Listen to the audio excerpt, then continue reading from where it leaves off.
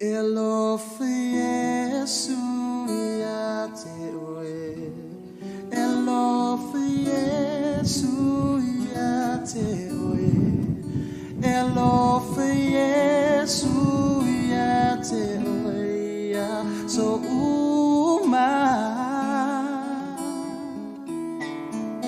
Elofe Yesu ya tewe. Elofe Yesu ya tewe. Elofe Yesu ya tewe ya so uma. Yefa ane na oia. Yefa ane na oia. Yema walunga ole fane na. Ia via oia tangata uma. Fa apema ona tangata pa ia ole tupu ia fane na. Abatu ia levi inga ya Yesu. Matau atu luna lofa. Matau atu luna lofa. Abatu ia levi inga ya Yesu. Matau atu luna lofa. Sili sili.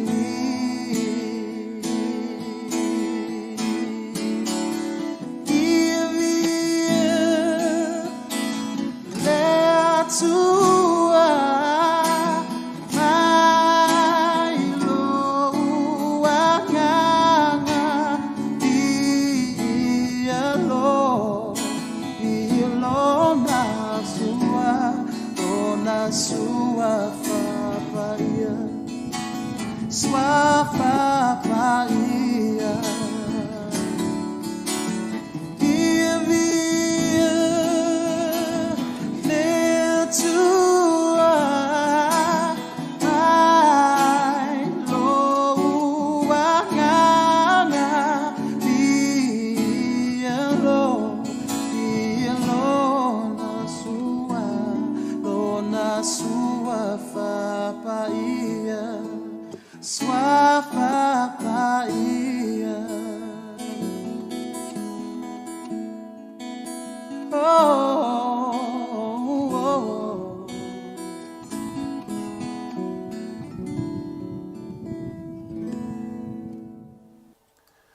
Talofa, ia le tua, whaamanoina le suafa o le ri, ia le suafa o le tua, vi ia lona suafa I mea uma, I mea silisili o ia whaia mo I tātou, mai le oso I fo le la, se o I le mea ngoto tuai le la, ia le suafa o Iova, tātou whaamanoina, lo tātou tua, le tua o le tātou tamau Yesu Keriso, le tua o le malamalama, o mea le lei ume mai a te ia, o ia mo mai ai le ola, ea, vi ia le tua le nei aso, na e maleifua mai whanunga le lei, ea, o lo o whapeona mo pea le ava noa e te tapua I le atua, e mese le ava noa e te sa ili eiso manuia, mo le atua, e mese fo I le langi ma le tātou fo launga, tātou sauninga fo I nei tu lai, e leo mo le ava noa, a tātou no fo I sa whapeona mo se ava noa e te whaatasi tuaita I tapua inga le nei aso, ea le fo whahe ure nei a fiafi, e ala I se vahenga tātou te whaasoa I le upua le atua, ala ufia se te talo e amatal tātou prokalame, tātou woi lumo le atua, amen. Le tua le mātou te mai e whaamanuina lo suafa o eo le atua o le malamalama, o mea le lei umai mai a te oeo le atua le aiso li liu I te hiti e tu mau o e whaavavau, o oe le iso a matanga le iso ngā taanga oe ou le vi inga e ou le matautia o la o fio tamao le atua iai mea uma e sila fia e la o fio mea uma e le mawhai foi ona fuasia lo ma losi lo ma tō tua tama lei seisi na te whaoa lo mamalu, whaoa lo pa ia e au na tupu uma o le lalolangi atu oe. E o mātou tangata, o le sami, o le la au, o le fonga ele, o manu vai wha, tama, o manu fele lei o mātou tangata, e tāpua i uma mawhai loa la ua fio o Iova, e tū mau oe whaavavau lei fiafi a mātou tatavanoa, whaasoa i lau upu toe, a mataino fi au mga luenga o le nei vai asu tama, au mai a upu i lo nei ngutu o whaata inga ai misi le ngalue o lo wanganga. Si mātou tata noa malau whanau le nei e fiafi whaasoa i lau upu. Au mai le fisoso hani o mātou tangata. Lau whaunga nei a fiafi, stalo manu lenga suafa o Yesu ke riso ua ole mawala aua tuwai nei. Amene ma amene. Ia, vi ele tua. O te lolo o whaapeona a fia pea ia, tātou i Ausitalia. Ia lo whaapeona hele lockdown, nisi fo i o vaenga ono le pepesi fo i o le whaama i le COVID-19, ia o te leo i lopo o ngā whio tafo Australia, ia I think ngā o sini leo te mautinoa Brisbane, ia o te leo lai nisi o tafo Australia, ia po o mātalatala fo i alatou tapua inga, ia o leo watu ina mai le tātou sauni ngā lotu i le afiafi o aso sā, ia ono leo fo ua mata nisi o vaenga, ia i la mātou fo i tū i le i tū lai se fulu le tai au, ia e le mawhai ona o ngatasi ma le taimi e peo na masani ai. A o le afiafire nei, ia le tua, leo mo le avanoa, ia a whai fo i whato a molo avanoa i te mafuta mai ei muli muli le tātou plokalame, ia le suafa o le li. Ia whaapeona whaamanuina le suafa o le tātou atua, e ala ilana taita inga i lo tātou wola mo le tātou soifua. O le afiafire nei, o te fia tala noa ia te oe i se mata upu whaapea it's your turn. O low turn ia po lau taimi. Ma fau i ta alonga vu ia o le mu. A whaile mu a to ina. Ia e umanga mu mai le stangata i ona mu leo le stangata. Uma le turn o lesi, whaile turn o lesi. Uma le turn o lesi, whaile turn o lesi. O te fia whailoa la ia te oe le neia fiafi. I se mata upu ia po o se tala noa fu le neia fiafi. It's your turn. Wa umana whaile turn a lea tua. Wa umana move lea tua. Wa umana whaatau nuu fina ngalo lea tua. O lana folafolanga e ala i le whaolatanga. O ana folafolanga i manuia. Wa umana whaile move lea tua. Already. People are still waiting for God to make a move. To bless them, to heal them. And yet, God already make a move. Wa umana whaile move lea tua. E tu tono tu se e feso mua tolu foi mai ia whaafetaia lea tua o tātou ta mā, o tātou o li o Yesu ke riso, o le ua whaamanuia mai. Ia i tātou i mea umalava, e manuia ai i le hanganga. I mea umalana whaamanuia mai lea tua. For my blessed be the God and the Father of our Lord Jesus Christ, who has blessed us with every spiritual blessings in the heavenly places. Wa umala ona whaamanuia mai lea tua ia te i tātou i mea uma i le langi ia ke riso. Wa umala na whai e lea tua. Wa umana tutongi e lea tua o tātou mai uma. Lalai whaatali lea tua i le teimi te talia ina aila na upu ma e whaatuatua ina na upu. Ma e talia ina lau whaamalolonga, but healing is already being paid. He's waiting for your move. Whapena fo i tātou o e mātitiva whamatara tu spa ia na whaamativa hina o ia. Ina ia whaatamau a inga hina i tātou. He already make a move. He paid the price. A tonu e mawhau whau nisi i lea. A tā ua le upu mativa ua tala noa i le tangata le eisa na tupe ma. A tā ua le upu mativa le tano i tonu tu spa ia. Po le mativa. It's not so much whaapea mau oa o ngā makua ke le ale o ngea kupe. No. I mean fully supply.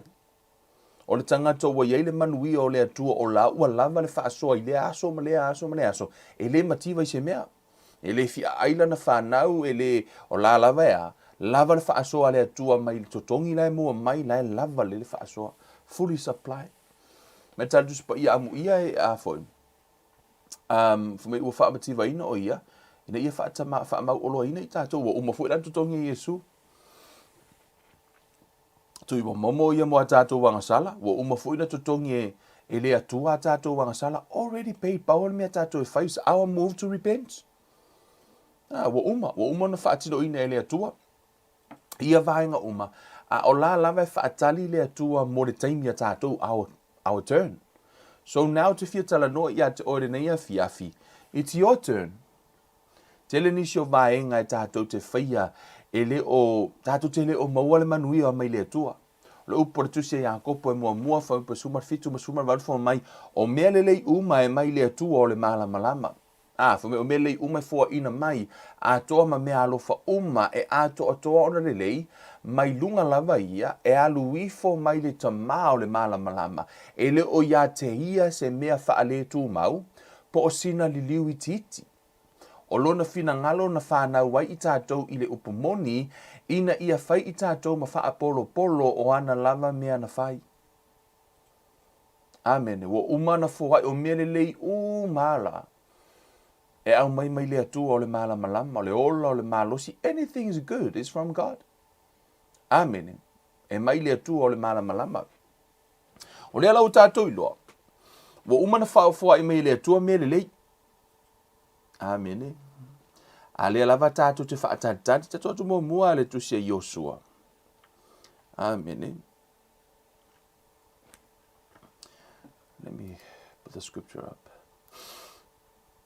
E tu se Yosua lona foi upo e valu, mo mori Yosua foi upo e valu, foi mai.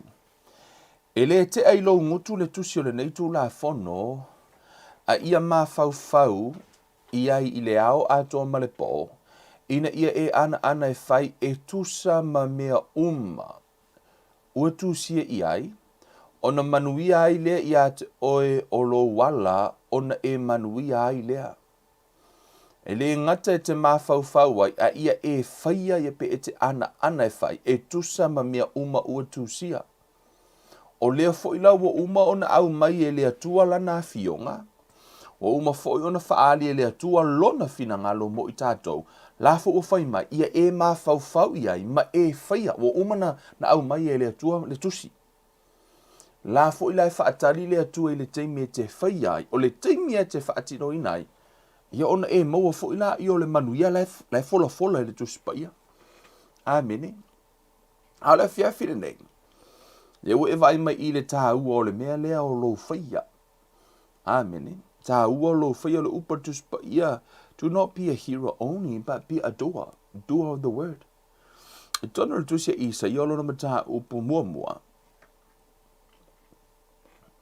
Te fia au meise foi upu me tonu la fiong pa ia le atua e. Whai ma wha malo si au le tātou sa walinga, it's your turn. Wha mai le upu le isa ia mua, wha upa sifuru ma le iwa ma le lua sifuru. A whai to te ngā wai ma outou wha alongo, to te ai mea le lei o le lau ele. If you are willing and obedient, you shall eat the good of the land. If you are willing and obedient, you shall eat the best of the land. That's a one translation. The question is, o e ai le lau ele. O na e te iai o e maua le lau ele. Are you eat the good of the land or the best of the land? Because it is God's will. O le fina ngalo o le atua i o tātou a ai i le lau ele.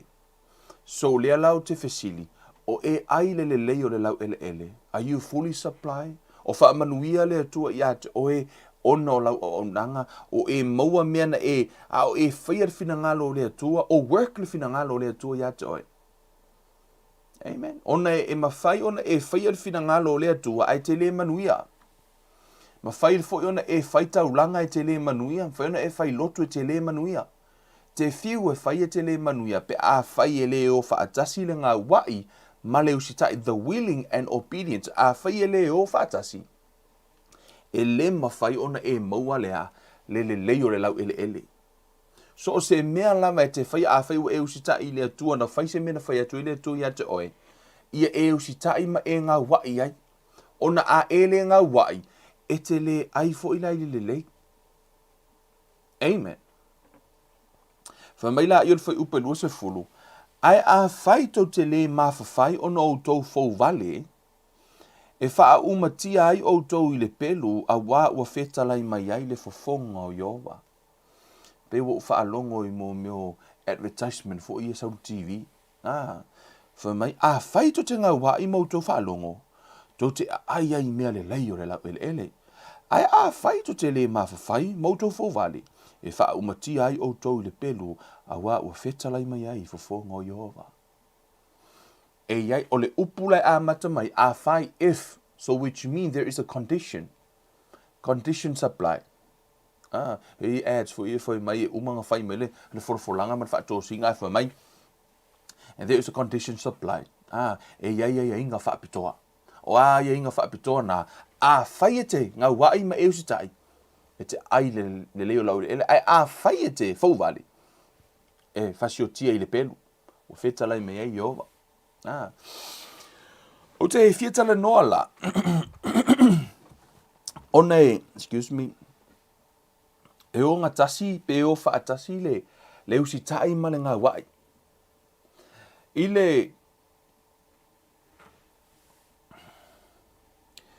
o te fiatala noa mua i lou willing po le ngā wai. Fiatala no i le willing po le ngā wai i le fiafile nei. E whai ma to e wha manatu i ate i tātou. Ona e mawhai ona e whateita inga. E mawhai ona e papeo loa whawhine po loa tali. A whai te tulia loa tali i se whaatonunga. Alu e whawhulu ipu.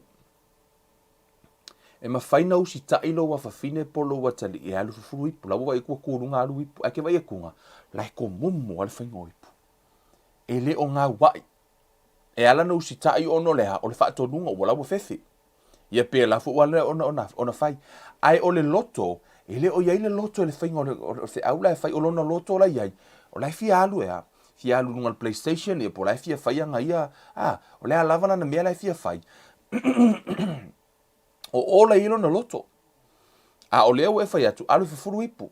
O na usi tai pela i o loa whawhine po loa tali i ale whai. Eke wai kua lai ko mumu ale whainga. O le mea le nā ta o le usi tai. Ai le eise ngā wai. O le atua la. A whai e te usi tai i le atua. Ta tauna iai mo lo loto. Te le ngata e te alu fufuru ipu. A la fo e te fia le furungo ipu. Laua e loto e te whaia le furuingo ipu e whai le lei lava. Va pe nā fo le a lava se ngā ruenga e te whaia.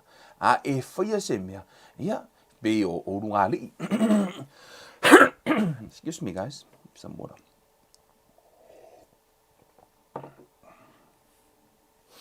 Pe o runga li. E le te me usta i e le tohe ina ia pe whai atu lo ma tua le to ina se me whai. E ke i loa kua lea le whai ai le loko i ai. Le whai a kau ngonga whai wha pe nā fu ita mā. E le te me whai atu ita mā i ati nā i se me whai. E wai tunga. O la lava e whai ati nā. Ai le o loto i ai. You can tell. Ai o le upa tuspa you're willing. E pio inaitive ai mai atai. E mawhai lava lana tātou. A o fo ilai mo mio wafa o ngā rii. So se teimi ai whai e se tina se mea ai le o yailo na loto. Lai whai ko mumu a fo ilele. E le kai fia ka māloa. Why? It's not willing. E loa tuai le o willing. Fa pena fo ai ask le whawhine se ta māloa. E lona to o lua se me whai. Ai vai e kuale finge e le o loto ai. E le kai fia ina le whine. Ai se ona e le o yei le loto. Because e tā ua le loto e whai ai se mea. E o fo ilai tau langa tātou te ave i le atua. O le a lavar ke leo se whalenga e whaua mo le atua. A whai e le i ailo loto na whai ai. The right heart. Po le willing e whaia mo le atua. E le whaafia ina fo ila le atua. Amen. E tu tonu ole. Te fia au maia nisi o tala. Tu tonu ole tu spaia. Tala ia Iona. Ata tala no le willing. Now, can I get some water? Please. Sorry, guys.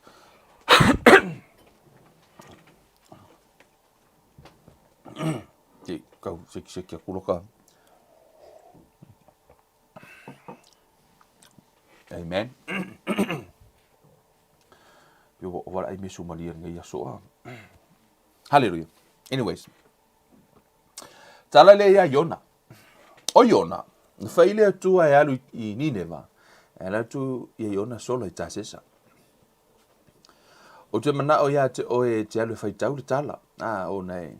O le la fa pu tatu tala le fia fitnei. Sola lola ia, thank you.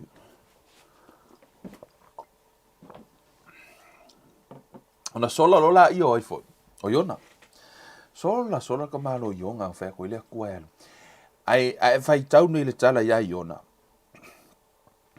Ngai lo le ia iona o ionga mo kwa re fifia ionga ka ka ngingi va. Ona la o le atu alofa. E malama le ia iona. O ngasala mo ka ka ngingi va. E mo ki ngoa e wha maa ngalo e le atua. Ma kua i musu a ionga e wha maa ngalo e le atua. Ona whai atu rola i e o le atua. Sau alu ni nevo ono le atua. Mana o le atua e la vea i tangata ni neva. Tuli atu e le atua. E sola ka malo o iona. Ia wha pupu le tala. Sola i ta sesa i lungo le vaa tongi lalo le au vaa luaku sau ni e le atua. Le ia folo a iona. Folo rola i e le ia iona. He o mai le mata upulona lua. Ua sala mo iona. Ai fai tau la le tala mai lunga i mata upulona lua iona. Mata mela foi upu fai tau foi upu mua. Fo mai nata talo fo iona ya Yehova lo na tua i le manava o le ia. Matanga mai lava. Fai mai ua whaapea atu. Na uwala au atu ya Yehova ono o lo upua ngā. Wana whaafonga mai fo i a tau.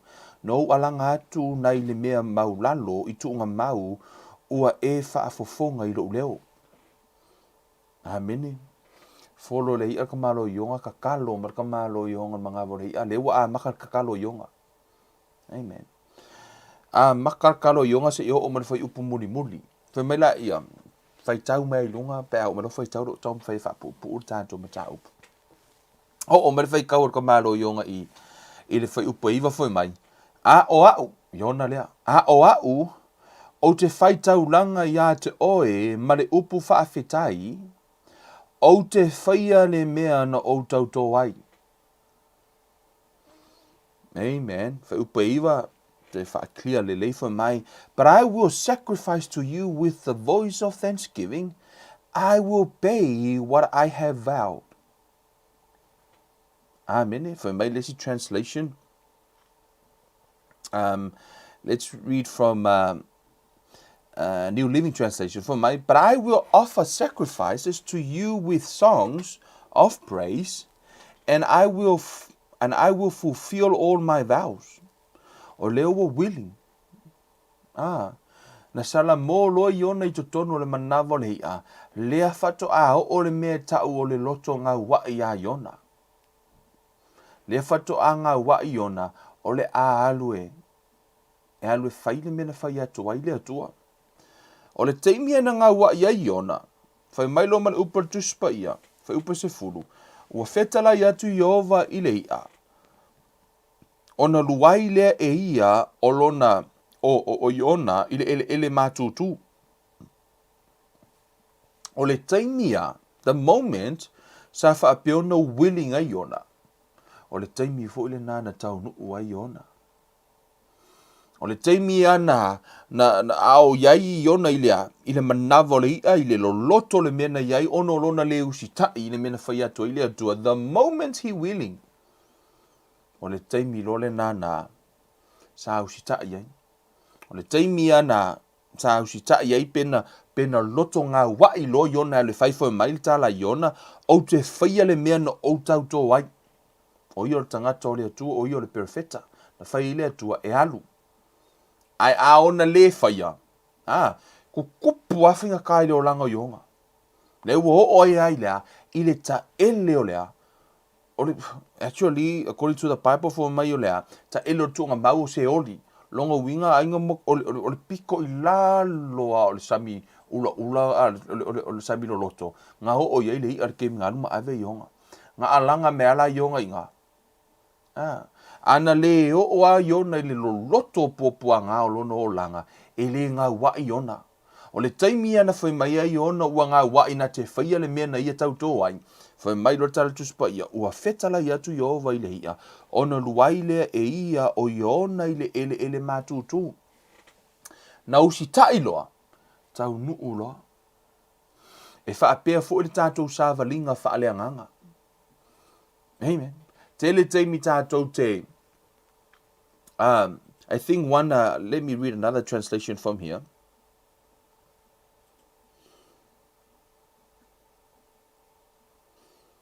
So, the Lord commanded the fish, and it vomited Jonah up onto the dry land.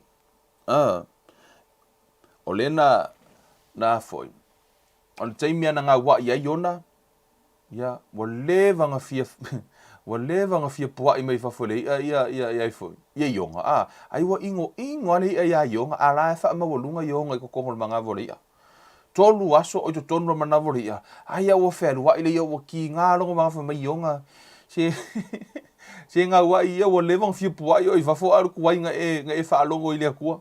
Ai wa ngofo ka malo Ionga I kokongo mga vole ia. Anga le sala moa Ionga. Ele koe whaafo ia ele atua. Ngā o ngā uma whaatonu lo ele atua le ia. O ngā koe pua ilo la io le ia I whaafos ka mo Ionga.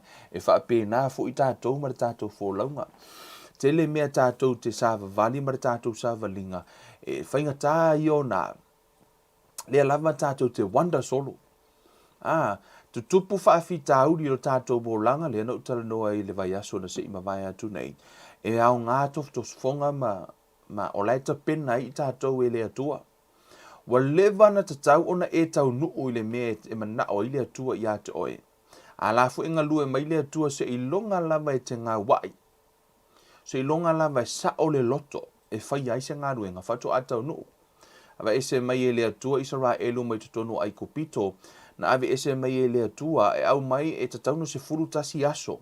E sawa vali e tangata Israelu e kupito 11 days. And yet 40 years. Wha se furu tausanga o laea lava e wha maha a loko ka ngaka Israelu. Sa te tauna pu'u le whainga malanga. O le o le whainga malanga. It's all up to you. It's your turn. It's not up to God. E le taimi le atua, lai wha mai ngisi fo ile le taimi le atua I mea. Yes, e le taimi le atua. A la fo e wha atali le atua I le taimi a. Tātou te ngā wai ai. Tātou te loto atu ai. Ona wha atino ina fo ila ima wha atau nuu tātou. Ile mena wala awina I tātou e le atua. So the willing and obedience were it the good of the land. Tutono le tusia Ioane. Ioane o lona mata upo e ono. Fa upo luas fulmatas. I'll pick up from verse 16 na.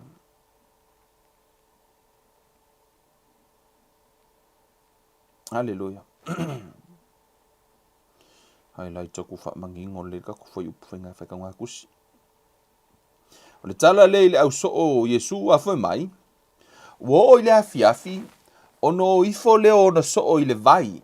Wo a e fo ile va. Ona la to wo le Kapanaumi ile tasi tu o le vai. Wo po ri uli fo I ai le I mali watu lava Yesu ya te ila to ele I alu Yesu I le a. So let me back up into another a few verses le lunga fe su tolu tato a mata mai ai. Ina ia e loa le tala le tau whamatalatu. Verse 13 for mai. Ona whaapotopoto ai lea ua tutumu ai ato e se fulu ma le lua I toi ainga o a reto ka rite lima o mea ia na totoe I e na ai. Ua iloa ia tangata le whailonga na whaia Yesu. Ona whaapea lea o ilatou e moni o lea lava perfeta le nei o le maliu mai I le lalulangi. Ua sila fia fo I Yesu o le ao mai I lātou e pu e ia te ia lātou whaia o ia matupu. O na toi maliu ese ai lea o ia e to atasi I le maunga. Amen. O na whai maira whai suru ono, wo o I le afiafi, o no ifo lea o na so o I le vai, wo a e fo I le vaa, o na lātou wo le I Kapanaumi I le tasi tu o le vai, ua pōuri uli fo'i ai le I maliu atu lava Yesu ia te I lātou. Ua sou fo'i le vai I le matangi ua angi tele. Ua tau alo lātou pe lua se fulu ma le lima, pe tolu ngā fulu o se tatio, ona iloa atu lea o I lātou ia Yesu o sa vali lava I lunga o le vai.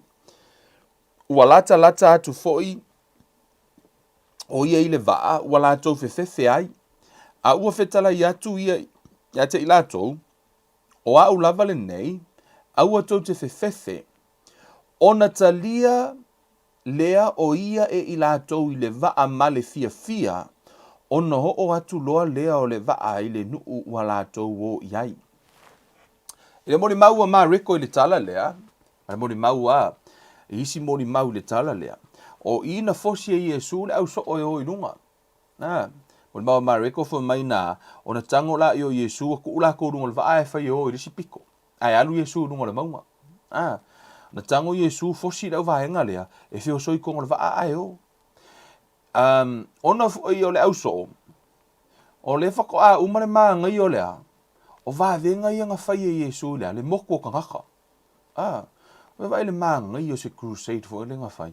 Ai uma fai crusade la ku Iesu fai i. O lunga le va. O le upar tuspa ia ele mo mau mai fo mai na fosi e Iesu na fai Iesu tau Iesu ko le va fai o le spiko. E o ala le au so e le o loto ai le au so. Ia le mo le mau na ala one of the gospel. E o ai le o loto ia. O le ala e o. Mano latou le ngau wai. E o ile si tu ai le o ngau wai. O na angi rola i o le matangi ma le awhai le o ngā totonu o le sami. Angi e le matangi ma le awhai. Walu ngā la lo le fo lau ngā i totonu o le sami. O na savari i fo la i o Iesu o fo i ma le sami. O fo i mai lunga le maunga. O savari i fo Iesu le na fefe la uso o vala au atu loa ia Iesu. O le fai upu muli muli. Fai mai, fai upu luas food fo mai. A ua fetala i atu ia te ilato o a u lava le nei. Aua tau te fefefe, fai mai rola i o fai upu e lua tasi, then they willingly receive him into the boat. Wa loto, wa laua ngā wai, fai mai ona talia lea o ia e ila tau i le va'a ma le fia, fai mai, and they willingly received him into the boat, and immediately the boat was at the land where they were going. O le taimi lava na ngā wai e tangata nei e whio soi tu tonu o le va'a. O ye ave Iesu tonu wa. The moment they're willing, ona na o e le willing. Fai tau lesi moni mau, lesi vaenga le gospel. Lai fai mai na fosi e Iesu i lunga le va'a o lesi pito. E le willing la tangata nei e o. O la ana o tau ana ona o. A o la tau loto. Ya o lai maanga ia le. Lai maanga ia le meo lea. Va venga kupu o lai kele me manga en kupu o le fokwa o manga faile va venga le ngua ku fanga ile afi mafu tangata I me aima o le ala wa fu tangata ye the attention is there so la fu ile manga o la so o ye ai o le attention lai kupu e kango yo su fosi o le sipiko le ala e o ai le o ye ni loto I for made for you pule the moment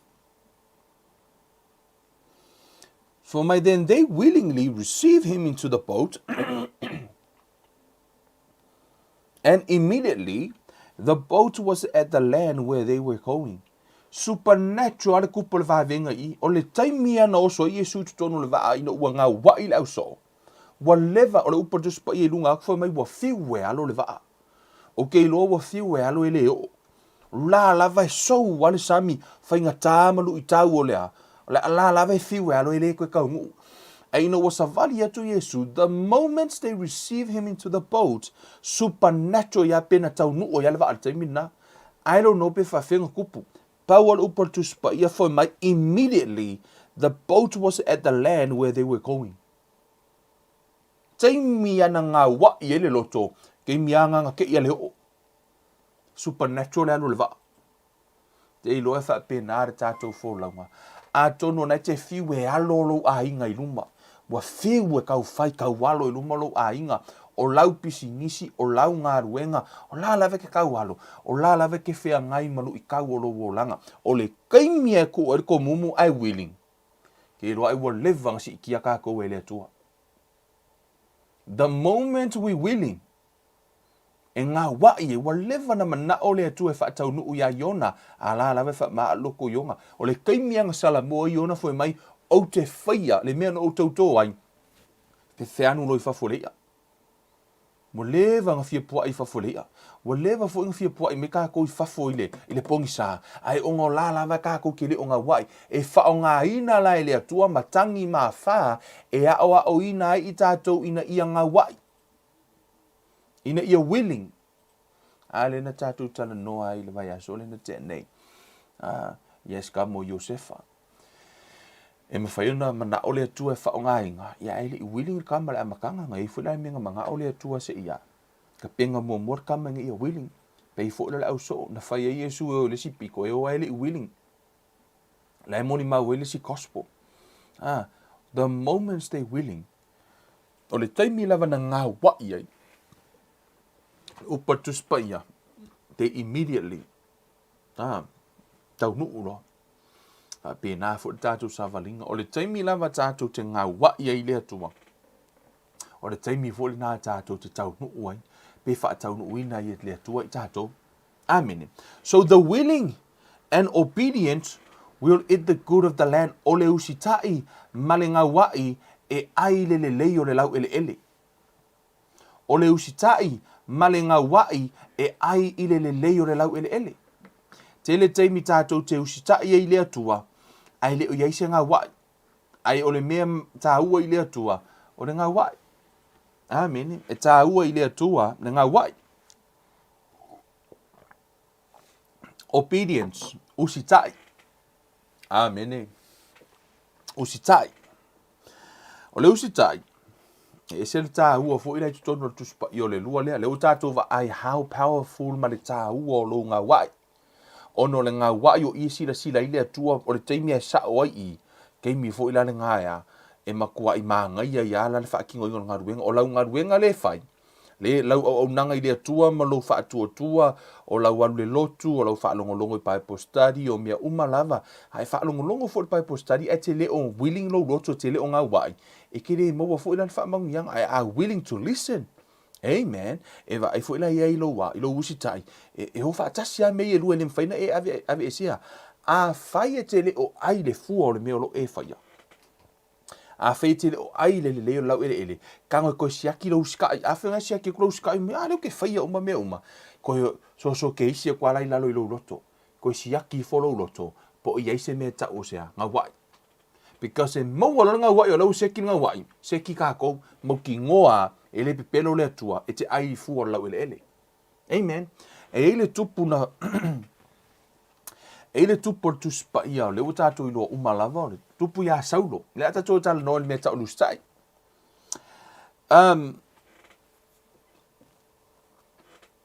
ese tangata malo la to fo ia va ai le tu spa ia ba le la utanga fa matala se tala me tono tu spa ia from my view it tono tu spa ia ele tal tonungo nisi fa pea o tā vita o le tupu o tā vita o le first choice le atua ele imana o le atua ya saulo ai ona o saulo sa filifili tangata ino o mana o tangata ile isa tupu ya sao ino o mana o isa ra elu se tupu il tono tu se ngaluenga te mala ia te oe o vali le ata le e mai taua le fai upule ton fai ona ile fai ona e mamla mai la points le ton famtala pele a mata le tu mai ile tu si le ngaluenga sfulu tolu fa upo luas fulua fa mai muli ane ua la tou fa atonga i se tupu ona tu watu lea ele atua ya te ila tou o saulo le ata li o kiso o le tangata o le itu a ingo peni a mina i tausanga e fanga fulu so i to tono le tuspa ia o lo ta ua i fa se fulu tausanga na tupu ai saulo 40 years fa se fulu tausanga le sa fa pea on avea il tangata le o saulo matupu. Ke tatou atu i le tusi ale mua Samuelu. O lona mata upos fultolu. Si vali mua le ata le ona e lola i o le pointi lo tau whamatala i natu. Fa mai le upa tuspa ia, i le amtanga mata upu le Samuelu. O le tasi le tausanga, fa mai e tasi le tausanga le nofo i ngā saulo, a o le tausanga e lua na whai ai o ia matupu ia Israelu. Fa mai e tasi le tausanga le nofo i ngā saulo, a o le tausanga e lua na whai ai o ia matupu ia Israelu, ona filifilia lea e saulo tangata o Israelu e tolu afe, sa ia saulo afe lua i me ke mase, ma le maunga o Peteli, sa ia Ionatana le afe tasi ki pea o Peniamina a o le nuu o totoe wa ia awina atu i latou ia taitasi malu i lona fale. E ala no fai atu e o lunga i, ono le ta ua le pito i lunga, o le amatanga leo le taua lea. I fai mai tala le tuspa ia o le lua o tausanga o le nofo inga ai. O le tupu lea, le fato a lua tausanga talu na nofo. O na avea isi e sauru matupu. A o lea na tātou fai tau, fas furu tausanga lena fai lena avea ai matupu. So o le amatanga lava la o le nofo inga saulo. O i lo fai tau mai ai i, e o mai fai upue i le lea foi. I le fai upue se furu. Le na aluai ia kango i lorka maloa leo saulo fai le taulanga. O si le taulanga mu. O i loa, le na amata te, o i le na te ena i loa ele atua. Foi mai lo la ia. O na fai atu, o te ena nei la ele atua i Samuelu. O iai foi, ia saulo. Lua tausanga talu ona, fato a lua tausanga talu na ave matupu. Ina bikini ia, maybe 2 to 3 ia. O lana no fua inga. Ai te ena lo ele atua. Foi mai la ia foi sumatoro. Fa longo foi la faingo foi sumatoro foi mai. Ona fai atu lea o Samuelu ia Saulo. Ua e valea i le mea ua e faina. Ua e le tausia le poloa inga Yehova lo ua tua na ia poloa i atua i ate oe. Awa na fai a faatau. Foi mai awa ana fai. Wa faatu mawina nei e Yehova o lo malo ia Israelu e faavavau. Fai mai le tala le atua a Samuelu na fai ia. Ana e faia. Ana e le faia le mele na pe ana e le faia le foi. Pe ana e le usta il polo inga le na fai atu. Me ana e faia. Se manu e te a. Se manu e le e faatu mawina ia te o ia te oe. Se manu e faatu mawina ia te oe le malo. Hallelujah. Fai upo se furu foi mai. Wo ina o uma o na faia e ia o le taulanga mu. Fa auta ia Samuelu wa aluatu o na aluane leo o Saulo e whewhaata ia i maofo atu ia te ia. Wa fai mai Samuelu se lau mea ua faina. Wa tali atu Saulo na ova ai ua ta apele nuu sa ia te au. Ma oe foi ua ele sau i aso na ato faina mai. Ma ua wha poto Filistia i Makemase. O le mea lea na o whaapea ai, a nei a whaaifo mai Filistia ia te au i Kilikala, a ua o le whaatonga atu ia Iova, o na o whaamalosi lea, ma o whaia le taulanga mu, o na whai atu leo Samuelu ia Saulo, ua eva lea i le mea ua e whaina, ua e le tausia le poloa inga Iova lo ua tua na ia poloa ia tua ia te oe, a wana whai a whaatu mawina nei e Iova, o lo ma lo ia Israelu e whaavavau.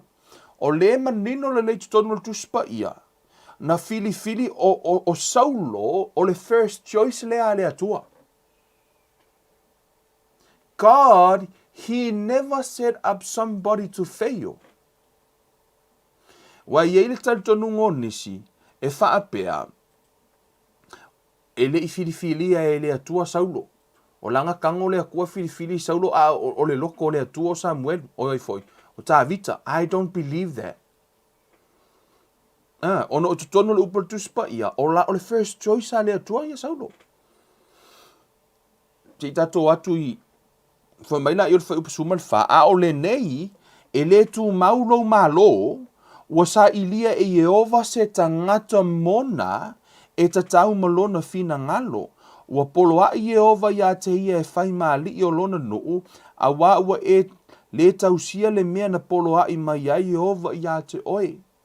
O lea na tofia e le atua Samuelu, i le amatanga lava, na tango le atua tofi Samuelu o le first choice lea le atua. Na fili na manao le atua, e whanau mai i le Mesia. Tatu atu fulai tua i lunga le lua Samuelu, o i le na le no manao i te iloa tua le tosi le fast food tausanga. I tutono le lua Samuelu o lona mataha upo e lima, foi upo e wha, foi mai, sa tolu se furu tausanga o ta vita, 30 years, fa mai sa tolu se furu o tausanga o ta vita, ina ua fai o ia matupu. e fase fulu o tausanga sa fai ai o ia matupu. E ala no fai atu wa ina ua whaamatala ina mai le tala lea. A fai o le lua o tausanga ia o Saulo lana no fua inga na te eng na ia lea tua ia Saulo. E le i whanau tā vita le teimile na. Which mean 8 years later, fato a whanau tā vita. Ona fo i whamertara tus pa i e fast food tausanga lena a vea ia Saulo matupu. Ai o le tolu se fulo tausanga lena a vea tā vita matupu, which mean na uma lo fast food tausanga, fato a tupu tā vita. Lona winga, na te ena ele atua Saulo, fato a sa ilia ilo ele atua se tangata ea, e na te whaaua wina lona fina ngalo, sa ua ilo tā vita. A tonu la le la confuse eisi, ona e whai tau leo langa o tā vita, whainga tāia na e malama i ona e la langa whaatasi e peo se whala, e la langa whaatasi leo langa o tā vita ma Saulo, e ta tauna e malama i leo langa o Saulo, fatua e malama i le ia tā vita. From my view, ana le pa u Saulo ono the first choice lea tua, e lea, manu o le tātou whaahola, e le sau Yesu mai li tu a ingo Utaia. Ala foi, le tu a ingo Utah. Manu e le whanau mai Yesu i le tu a ingo Utah. Ona fo i le o prophesy ingo. Se manu e whanau mai Yesu le tu a ingo peni a mina. Se manu tātou te le whaalongo le tala ia Solomona, le tupu ia Solomona, ia masau i la mangu e le sau Yesu i. E manu e sau i ona e le i set apina e le atua Samuelu ia Saulo ia feo. No. O le atua e wa ele te tonu o nisi whapea i ono le finangalo o le atua. E le i finangalo o le atua tātou te se. No, pa e na te iloa mea uma, he knows everything. Nah, he knows everything. A whanau la tavi, tono upa tuspa ia. Whamele tusi ale mua Samuelu. O le a ia sa ilia. How many of you know ele o pepelo tuspa ia? Whamele upa e surfa, a o le nei, e le tu maulo malo, which means a tu e tu mau, ele malo o le first choice a le atua. Whamaila, ua sa ilia Yehova se tangata mona, e ta tau malona fina ngalo. Fato a su e roe le atua i le tangata ea, fatau nu ina lona fina ngalo. Le ala fato a whanau ta vita 8 years later, from my, pe a whai ea. Wa le ta ua tus pa ia, o le tausanga lona luana pa ua i Saulo. Ena te ena i le atua, ai fase furun tausanga nofo ai, ai le na tors furun tausanga o ta vita, ai avea matupu, which mean, e te ena ele atua Saulo, ai le i whanau ta vita. 8 years later, fatu a whanau ta vita. O i foila. Iau tātou wa ai atua i, le te ena ele atua o le whaamau walunga. Ma le leu sitai. Le follow instruction. O lala i loa le leia ele atua, notice, i le whaatino ino i o le mea se le ala ka mo Saulo.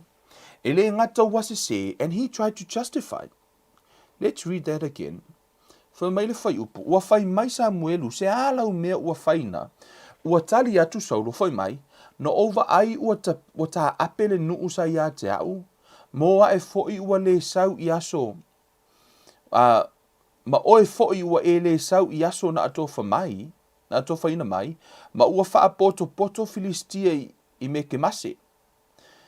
Ua mela ia, o le mea lea, whaalongo o le upus fulu lua lea, ko akele i o le au kirisiango e na vere wha mai lea, whai mai, o le mea lea, no au wha apea ai, a nei a wha aifo mai Filistia ia te au kilikala, a ua o le wha atonga atu ia Yehova o no o wha mahalosi lea, ma o whaia le taulanga mu. He tried to make it sound spiritual. Have you ever noticed that? Le ngata na tano tu wai tangata wha mai uo ese atu tangata. Lona lua foi mai, watu wai foi na e sau lea taimina ato faina. He blamed others. Ai kango loa, he tried to make things sound spiritual. Foi mai ngō whaapea i ngō oua, o lea la o mai lau vahenga lau kere i alu faise kaulanga i lea tua. God knows the heart. Nai loa e lea tua le loto Samuelu, o le loto Saulo. He's not willing. Ele o loto Saulo ea. Ana na taha ua mer whaafita auri. He first mentioned the problem. The first problem is, o lau wa ai atu wo tangata. Ele I whaia lalo na te ele I whaia le taulanga o na ua ono olona alofa i le atua, na ia whaia le taulanga ono alofa i ku o kangaka. He first mentioned that. Lona lua, na te le i wana whaia le taulanga, ono wale e sauli perifeta, e na te le i whaia la le taulanga ono o le atua, na ia whaia ono lea, olona ia na te whapito.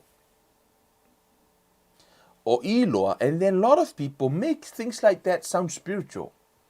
Me o lo wa lea loko, ole mea ngā wa o whaia ai, koe a just lo loko. Me o le mea ngā o whaia ai, o lo loko e whapea, i oi, lo wa lea mangaku ia, ku wa iskaka, o lo wa lea loko. They try to make things sound spiritual. Peifo o le mele kau whai i e. Aina te ena i le atua. E le tā uala i le atua lea. O ila, e ara no whai atu, e le sa o le mea na whai e Samuel, e ai foi. E le i sa o le loto saulo. Tātou fua i lunga le respond a le atua. Le ita i le atua i lana respond. It's not, it seems like o lai loa e le atua le loto le tangata le oi. E le o sa o lona loto. E o lai ea na te opei. Po le a foi e na te le o whaia le mea na whaia atua i le atua. E le o iai foi mo lona loto. And now yet he's trying to justify. Ko kusa le leile mea le whaia saulo. Ma le mea nga whaia eva ma a kamu. Whaia atua i le atua a tamu. O aina. Le mea wa e whaia. Ai whamak malo a kamu. O le whawhine na e au maia. Le ngata wa tuwa i le whawhine. Ai tuwa i fo i le atua na au maia le whawhine. Pei fo o i fo mai waku wainga e sau. O kei loa. O langa whai kau saulo i le kala ia eva wafu o kusia mose. O kusia lai wha o ngai lau isara edu. O lai whai kau i Samuel. O iei fo lai whai kau i saulo. Lai whai kau malama le ei saulo i le kala nga. Le kuha i lesi lesi. Whai atu fo i la i o le atu ia eva le alau mea o whai. Mai eva o le ngata. Ese la ma tāvita. Ina uanga sala tāvita i luma o le atua. Whai mai tala tāvita. Wa o wanga sala i o luma. I e wha maa ngalo i ata. Wha maa walalo. O le upa tuspa ia. Ele i aila le tangata leo saulo. Ele i maua e saulo le manuia o le atua. E hui ana tō fia e le atua. Ai, o lea, le ustai. O le ustai, le follow instruction. O le ustai le mea na whai atua i le atua. Le leo le atua, le si ufofonga o le atua. Ele i aila le tangata le i le manuia. Ale na maua e tāvita. Le tangata na i loa usi tai i le atua, manga wa i luma o le atua. O i fo i tātou te mau au mai se ata, o le mea na la ina whaatu mauina le nofoa inga, i le aingo tāvita ma whanau mai ale mesia i ngā i le aingo tāvita, se mangue whanau mai mesia i le aingo peni amina. Ai ono lea, because o te tali tonu, tātou umale mai mo mai, no, e le tango le atua set up you to fail. E alango tātou fail, ono le tātou le usi tatai. And yet, even here in this scripture, we just le tātou te manino lei, na whai mai le tā ale apostolo, se manu e whaatu mawina le malo ia te oi. O langa ku e whaatu mawina le malo e whaavavau ai lungo saulo, o le aingo saulo, malona ainga. Le manuia uma le aingo saulo, o le usika i o saulo ngā ave esea uma le ngā manguia. E wa aila ia i le leanga o neime o le usita i lumo le atua.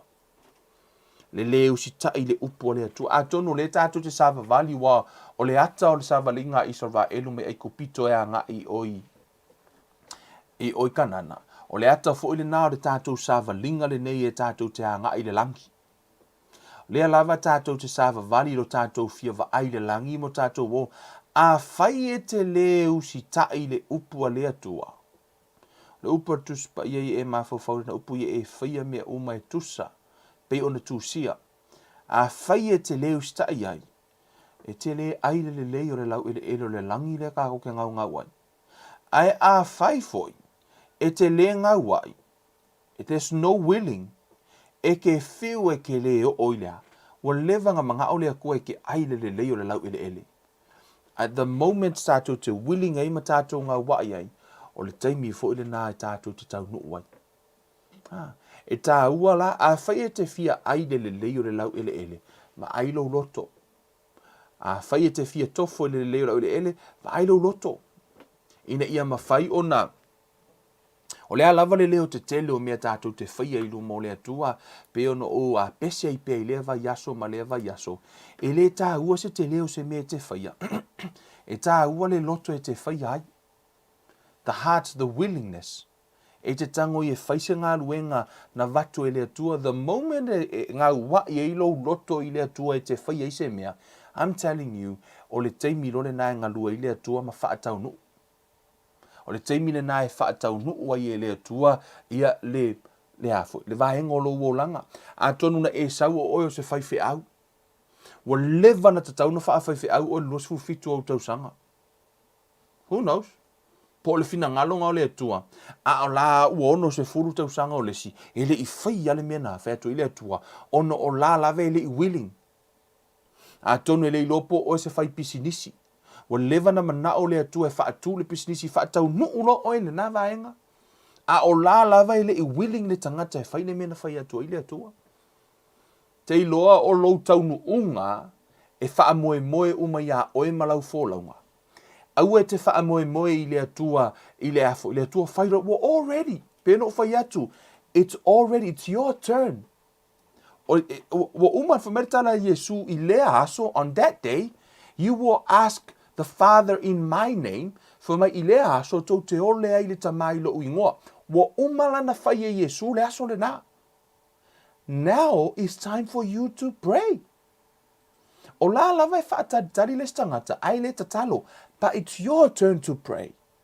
Wa umana whaia Yesu, Jesus already make the way. Wa umana whaia Yesu lea. Wa umana whaia Yesu lea wala. A lai whaatari ia te oe. O oe la, e te whaia le mea tau o le usita. Malenga wai. Ona e tau nuula ia, e te le ai fo i fuo le lau ele, pe a whai lava e te le ngā wai. Ono le ngā wai male ustai, e o whaatasia, the willing and obedience, eat the good of the land.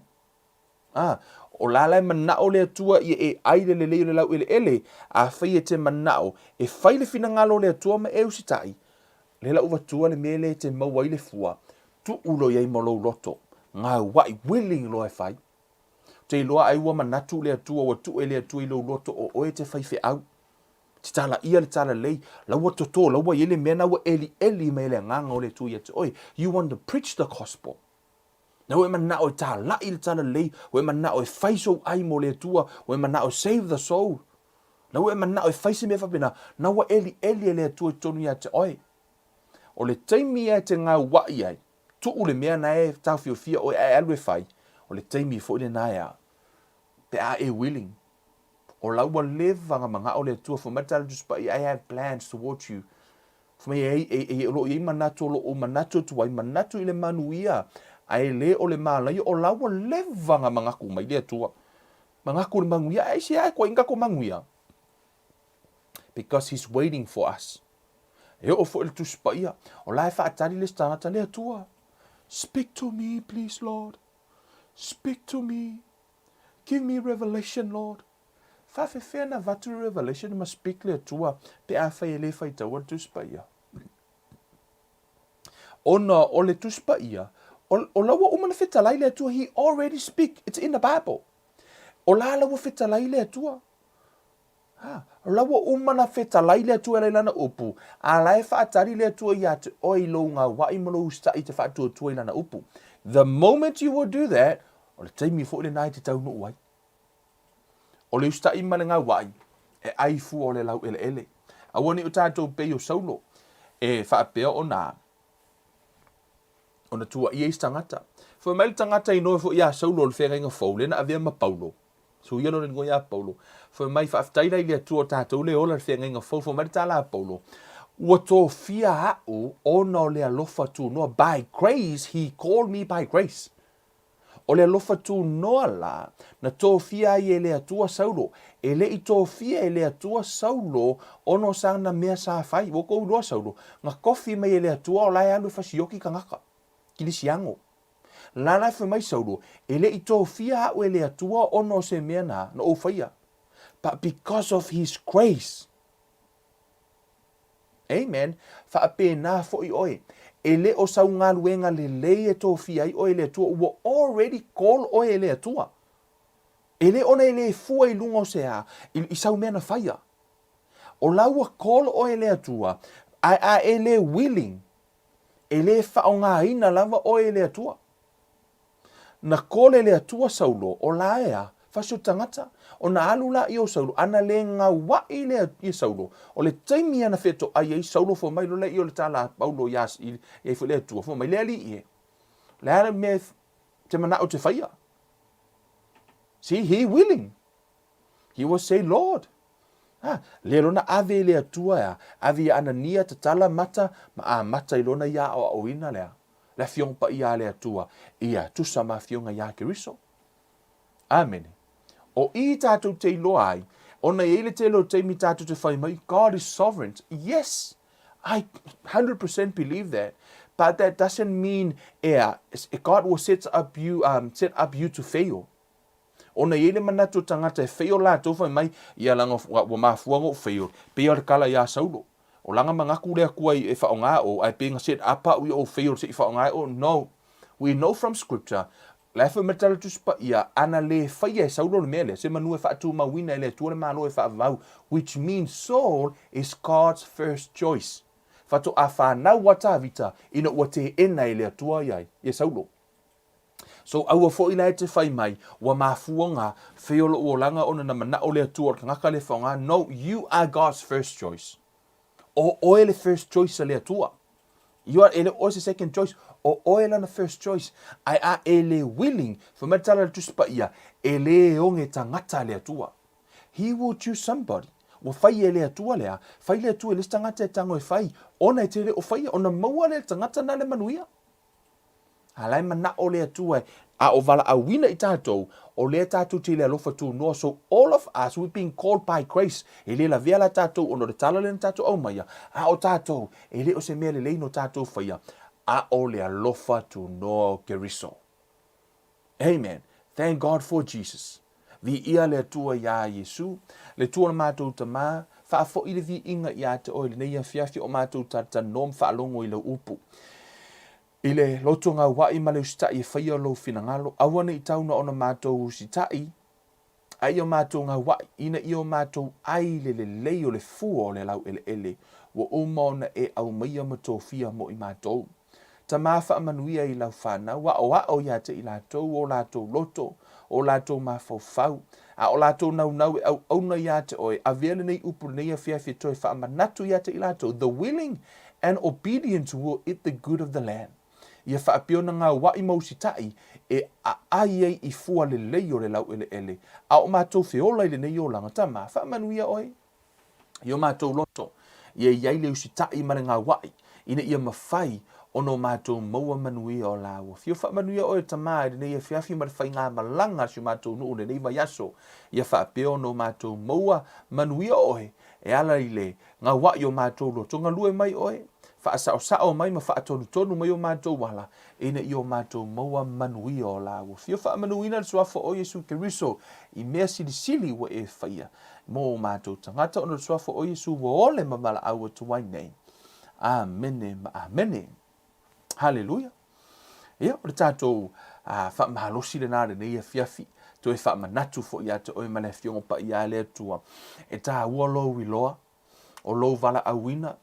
Awa tofia o le tua e fai a ve o mati a kono awa te fai ono bo tofia o le fai au ia e fai malo loto atoa e te au na le tua ina ia e ai le manuia ia e loto ia ata pena fo farsa ta pena malo loto atoa le a lava se au nanga wa tu wai o le tua telling you ia count so ma se kone e ala I longa wai with a willing heart. Loto ngā wai. Whaamanuia le atua ia te outou le ainga pele ia ke riso, a lofa le atua ta iatu loutou soifua, ia, malo una iola I se aso mua, I le la fo iwa iaso I tātou prokalame, ma tātou whaamalosi lana fionga, ina ia mawhai ona toi whaamanatu wai I tātou I lea taimi, ma lea taimi, a lofa le atua.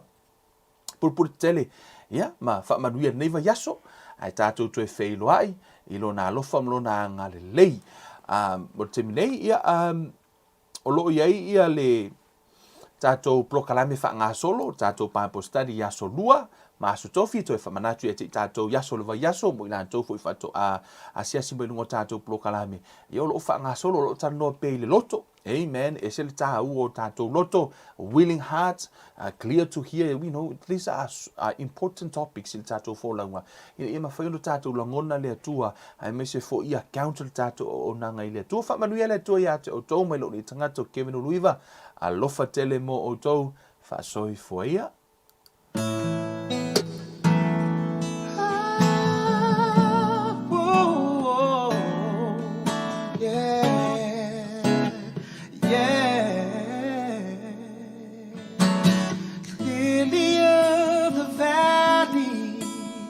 Let your sweet aroma fill my life, fill my life.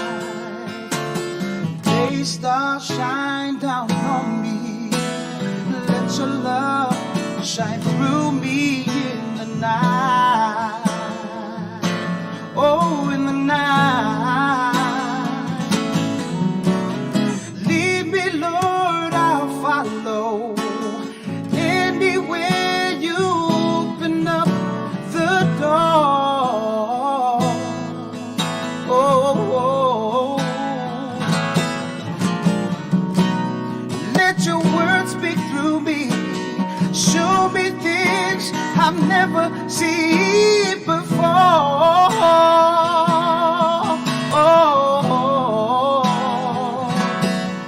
And Lord, I'd like to be your witness. You can take what's wrong and make it right. Make it right. Yeah. They start shining out on me. Let your love shine through me in the night. In the night. Take me back. Take me back, dear Lord, to the place where I first received you. Take me back. Take me back, dear Lord, where I first believed. Whoa, take me back. Oh, take me back, dear Lord, to the place, yeah, where I first received you, yeah. Take me back, dear Lord, where I first believed. Jesus is the answer to all the world today. Above him there's no other. 'Cause Jesus is the way. Jesus is the answer for all the world today. Above him there's no other. 'Cause Jesus is the way.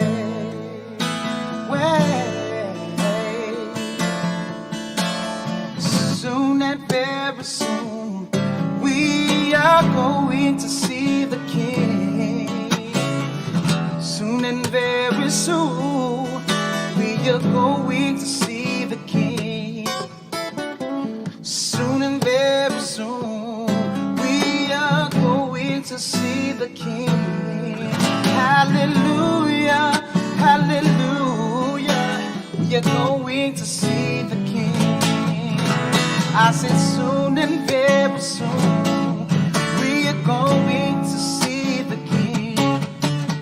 Soon and very soon we are going to see the King.